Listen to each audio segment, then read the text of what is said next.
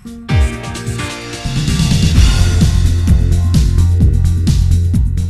morning mga kanayon! Welcome po sa Usapang Baboy Plus. Siyempre, kasama nyo pa rin po ako, si Doc Ariel, tsaka ang aking partner, si Doc Ruth. Magandang umaga po uli. Kung last Saturday po ang ating pinag-usapan ay tungkol sa problema ng bulate sa mga baboy, ngayon po ang aming bibigyang pansin ay yung tamang pagpupurga sa mga baboy. Siyempre, dahil sa iba't ibang klase ng bulate ang makikita sa mga baboy, dapat yung gagamitin natin na pamurga ay broad spectrum. Ibig sabihin, kaya niyang patayin ang iba't ibang klase ng bulate. Sa Latigo 1000 po, kaya nitong patayin ang 7 klase ng bulate sa baboy. Pangalawa, ang pamurga po natin na gagamitin ay dapat absorbable. Ibig sabihin, kapag ibinigay natin sa baboy, siya ay nasisipsip ng bituka. Bakit?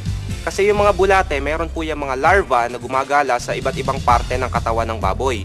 Kung ang gagamitin lang po natin ay yung mga pamurga tulad ng piperacin na effective lang sa mga adult na bulate, kailangan po nating ulitin ang pagpupurga after 14 days. Sa Latigo 1000 po, isang purgahan lang, kaya nang patayin yung mga naglalakbay na bulate, pati yung mga adult. Kaya hindi na kailangang ulitin after 14 days.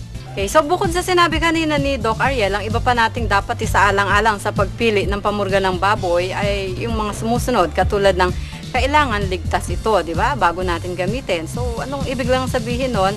Kailangan walang masamang epekto sa baboy. Ang isa pa, yung kailangan madali rin siyang gamitin. Kailangan pwedeng gamitin sa feeds, kailangan pwede rin siyang gamitin sa tubig o water medication. Kailangan din nating alam kailan ba tayo magpupurga, di ba Doc Ariel? Alam natin kung paano pipili, pero kailangan alam din natin kung kailan o yung schedule ng pagpupurga. So, ang mga biik, pinupurga natin mga 1 hanggang 2 linggo pagkatapos iwalay. So, hindi pagkawalay kasi additional stress yun. Yun namang mga pinatatabang baboy o growers na tinatawag natin, pinupurga natin sila at the age of 3 months from birth o sa edad na mga 3 buwan sila. Sa inahin naman, pwedeng 2 beses natin sila pupurgahin. So, una, mga 1 hanggang 2 linggo bago sila i-breed or sabi nga natin, pakastahan. And then, pwede rin natin silang i-deworm o ipurga 1 to 2 weeks before manganak or before farrowing. Now, it is very important na maipurga sila, lalo na bago manganak, dahil sila ang pwedeng panggalingan ng bulate, kung meron silang bulate.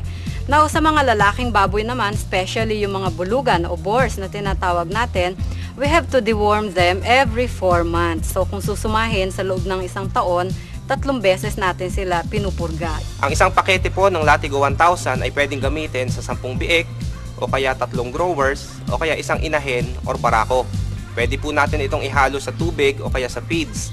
Hindi na po natin kailangan na mag-fasting. Ang recommendation na lang po natin ay ibigay yung ating feeds o kaya tubig na may Latigo 1000 sa umaga para mas magana silang uminom o kaya kumain. At para sa mas epektibong pagpupurga, inire-recommenda po namin na yung inahin ay hugasan at sabunin para matanggal yung mga nakakapit na itlog ng bulate sa kanyang balahibo bago po siya ilipat doon sa kanyang lugar paanakan. Inire-recommenda rin po namin na yung kanyang paglilipatan na kulungan ay dapat nalinis para walang mga nakadikit na mga itlog ng bulate doon. At importante, dapat napurga ang inyong inahin 1 linggo bago siya ilipat doon sa paanakan para wala na siyang mailipat na bulate sa mga biik. Next week, Doc Ariel, pag-uusapan naman natin ang mga problema sa respiratory system o yung sabi nga mga problema tungkol sa pulmonya ng baboy. Kaya samahan po nyo kami, ako, si Doc Ariel, kasama ang aking partner, si Doc Ruth. Yes, apo. Kita-kita po tayo next week sa Sabado sa Usapang Baboy Plus, dito lamang sa K-Plus! Bagong Zectran Premium for Piglets na may husay ng cobalt at B12 ay ngayon mas pinabisa pa ng zinc. Ngayon, ang mga biik ay may natural na proteksyon sa mga sakit habang nabibigyan ng wastong dami ng iron. Iron para sa karagdagang hemoglobin, cobalt at vitamin B12 para sa pagbuo ng dugo na siyang nagdadala ng hemoglobin, at zinc para sa natural na pampalakas ng resistensya na siyang panlaban sa mga sakit. Turukan ng mga biik sa day 3 at day 14 mula pagkasilang.